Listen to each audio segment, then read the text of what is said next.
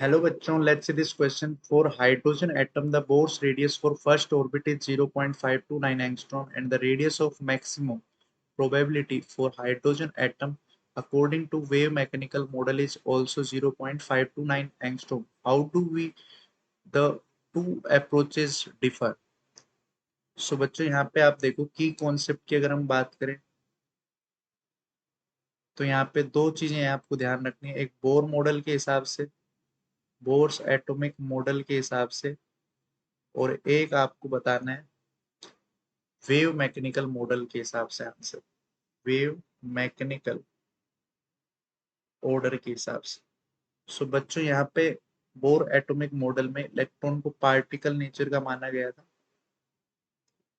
और ये बोला गया था ये जो है वो न्यूक्लियस के चार ओर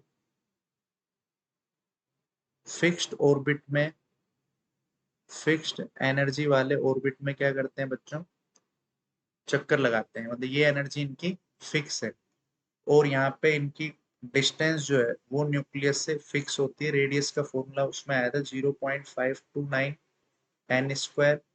अगर हम फर्स्ट ऑर्बिट की बात करें तो ये हो गया 0.529 one square upon one angstrom, मतलब 0.529 एंगस्ट्रॉम। ये फिक्स्ड एनर्जी ऑर्बिट की इन्होंने बात की थी बोर के मॉडल के हिसाब से।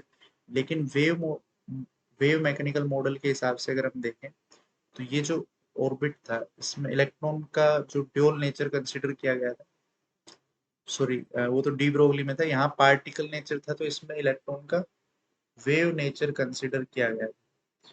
और जैसे ये इलेक्ट्रॉन है ये न्यूक्लियस के अराउंड जो है इसकी वेव नेचर के हिसाब से पाए जाने की जो प्रोबेबिलिटी है उसके हिसाब से इन्होंने इसको किस में डिवाइड कर दिया था बच्चों, ऑर्बिटल्स भी इन्होंने बोल दिए थे कि ऑर्बिट्स में ऑर्बिटल्स प्रेजेंट है जिनमें इलेक्ट्रॉन की प्रोबेबिलिटी क्या होती है बच्चों, मैक्सिमम होती है। प्रोबेबिलिटी क्या होती है बच्चों, मैक्सिमम होती है।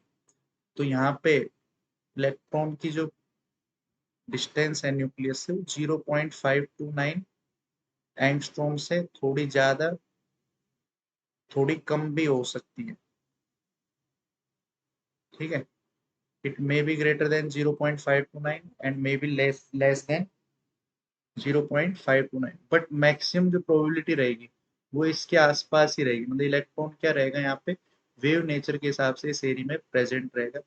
तो यही था बस, यहाँ पे मेन वेव नेचर कंसिडर किया गया था और यहाँ पे इलेक्ट्रॉन पार्टिकल का नेचर था तो फिक्स्ड इलेक्ट्रॉन को एक ऑर्बिट में माना गया था जिसकी रेडियस फिक्स होती थी।